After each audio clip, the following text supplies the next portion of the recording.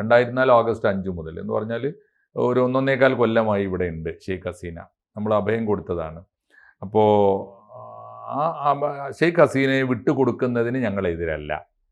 പക്ഷേ ഞങ്ങൾ വിട്ടുകൊടുക്കുന്നത് അവരുടെ ജീവൻ അപായത്തിലാക്കാനാവരുത്. നിങ്ങൾക്ക് അവരെ ആവശ്യപ്പെടാൻ ഇന്ത്യയോട് ആവശ്യപ്പെടാൻ നിങ്ങൾ ഉറപ്പുവരുത്തേണ്ട ചില കാര്യങ്ങളുണ്ട്.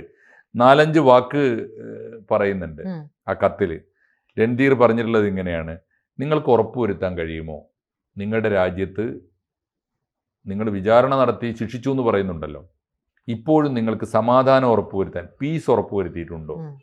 2, ജനാധിപത്യപരമായി തിരഞ്ഞെടുക്കപ്പെട്ട് ദീർഘകാലം നാട് ഭരിച്ച ഒരു പ്രധാനമന്ത്രിയാണ് അവർ.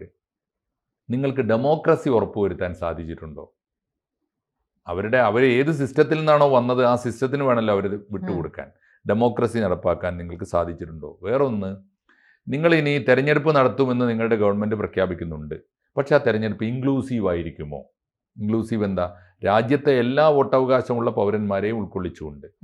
അത് അവരുടെ വായടപ്പിക്കുന്ന ചോദ്യമാണ്. കാരണം മുഹമ്മദ് യൂനുസിൻ്റെ ഭരണകൂടം ആവർത്തിച്ച് പറഞ്ഞുകൊണ്ടിരിക്കുന്നത് ഞങ്ങൾ ഇലക്ഷൻ നടത്തും, പക്ഷേ അവാമി ലീഗിന് വോട്ടുണ്ടാവില്ല. അവാമി ലീഗാണ് അവിടുത്തെ ആ രാജ്യം നിർമ്മിച്ച അവിടുത്തെ ദേശീയ പ്രസ്ഥാനം. അവാമി ലീഗാണ്. രാഷ്ട്രപിതാവിൻ്റെ പാർട്ടി അതാണ്. ഷെയ്ഖ് ഹസീനയുടെ പാർട്ടി അതാണ്. അവിടുത്തെ ഏറ്റവും വലിയ അവിടെ ഭരിച്ചുകൊണ്ടിരുന്ന ഈ പറഞ്ഞ ഭരണകൂടം അട്ടിമറിക്കപ്പെടുന്നത് വരെ അവിടെ ഭരിച്ചുകൊണ്ടിരുന്ന ഗവൺമെൻറ്റാണ്. അവരെ പുറത്താക്കിക്കോളൂ, പക്ഷേ അടുത്ത തെരഞ്ഞെടുപ്പിൽ അവർക്ക് പങ്കെടുക്കാൻ അവസരം കൊടുക്കണ്ടേ? അതിന് പകരം നിരോധിക്കപ്പെട്ട പാർട്ടികളെ മുഴുവൻ തുറന്നു വിട്ട് ബംഗ്ലാദേശ് ജമാഅത്തെ ഇസ്ലാമി ഉൾപ്പെടെയുള്ള പാർട്ടികളെ മുഴുവൻ മത്സരിപ്പിച്ചിട്ട് അവരുടെ തിട്ടൂരങ്ങൾക്ക് വഴങ്ങുകയും എന്നാൽ ജനാധിപത്യവാദികളായ മതേതരവാദികളായ അവാമി ലീഗിന് അനുമതി നിഷേധിക്കുകയും ചെയ്യുന്നത് ഇൻക്ലൂസീവ് ആണോ? അതാണ് അടുത്ത ചോദ്യം. വേറൊന്ന്, ഞങ്ങൾ തരാം, ശരി, നിങ്ങൾ പറയുന്ന ഒരു ഭരണകൂടം അസ്ഥിരമായപ്പോഴാണല്ലോ ഒരു പ്രധാനമന്ത്രിയുടെ വസതി പോലും അഗ്നിക്കിരയാക്കി ആക്രമിക്കപ്പെട്ട് തെരുവിലിറങ്ങി പുറത്തിറങ്ങിയാൽ ഓരോ മനുഷ്യനും കൊല്ലപ്പെടുന്ന അരക്ഷിതാവസ്ഥ ഉള്ളപ്പോഴാണല്ലോ.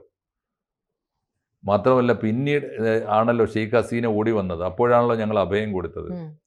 അതിന് പകരം അവർ പോന്നിട്ട് 1.25 കൊല്ലം കഴിഞ്ഞല്ലോ.